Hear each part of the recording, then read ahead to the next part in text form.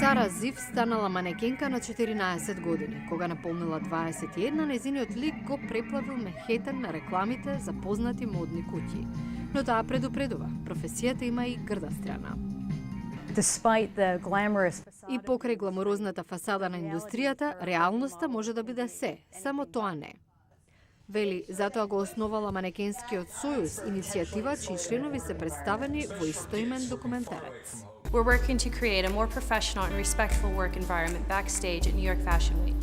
Манекенките обилно се третираат како договорни соработници, а не вработени, што остава простор за избегнување на редица регулативи, како на пример законите против експлоатација на детскиот труд, раскажува Зив.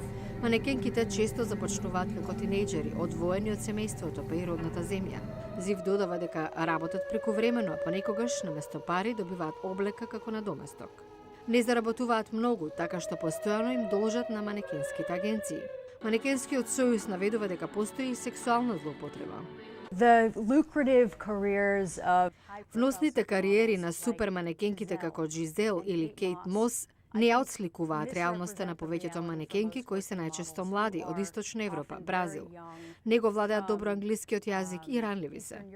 Агенцијата Мерилин, која застапува Зив, го поддржува Манекенскиот сојуз, а председателката на Сдруженијето на модни дизајнери на Америка, Даев фон Фурстенберг, се залага старосната граница за професијата да биде барем 16 години. Според фон Фурстенберг, голем дел од агенциите ветиле дека нема да користат манекенки помлади од тоа, но Гласот на Америка не доби одговор од повеќе агенции на барањето за детален коментар по ова прашање.